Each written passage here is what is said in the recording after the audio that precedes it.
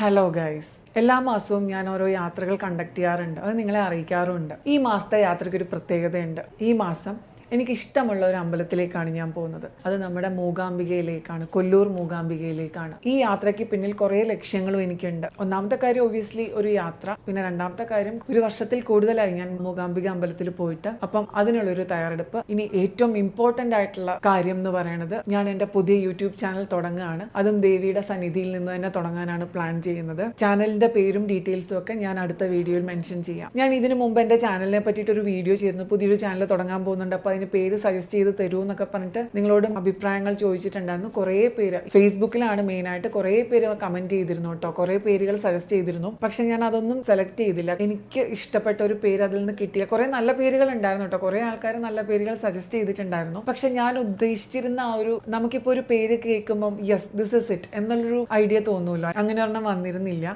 ഞാൻ ഓൾറെഡി ഒരു പേര് മനസ്സിൽ രൂപപ്പെടുത്തി വെച്ചിട്ടുണ്ടായിരുന്നു. അതിനേക്കാൾ ബെറ്റർ ആയിട്ടുള്ള ഒന്ന് കിട്ടിയാൽ അതായിരിക്കും ഞാൻ ഇടുക എന്നായിരുന്നു എൻ്റെ മനസ്സിലുണ്ടായിരുന്നത്. പക്ഷെ അതിനേക്കാൾ ബെറ്റർ ആയ ഒരു പേര് എനിക്ക് അതിൽ നിന്ന് കണ്ടു കിട്ടിയില്ല. I M so sorry. But എന്തായാലും പേരും ഡീറ്റെയിൽസും ഒക്കെ ചാനലിനൊപ്പം ഞാൻ പറയാം. ഓഗസ്റ്റ് 17 സ്റ്റാർട്ട് ചെയ്യാമെന്നാണ് ഞാൻ വിചാരിക്കുന്നത്. അതായത് തിങ്കളാഴ്ച, ചിങ്ങം 1-ാം തീയതി. എല്ലാവരുടെയും അനുഗ്രഹം ഉണ്ടാവണം. എല്ലാവരും സബ്സ്ക്രൈബ് ചെയ്യണം. നിങ്ങളുടെ സപ്പോർട്ട് ഉണ്ടായിരിക്കണം. അപ്പോൾ എൻ്റെ ചാനലിനെ പറ്റി നിങ്ങളോട് മെൻഷൻ ചെയ്യാൻ വേണ്ടിയിട്ടും എൻ്റെ യാത്രയെപ്പറ്റി നിങ്ങളെ അറിയിക്കാനുമായിരുന്നു ഈ ഒരു വ്ളോഗ്. അടുത്ത വീഡിയോയിൽ മറ്റൊരു വിഷയമായി വരുന്നത് വരെ tata bye bye, see U.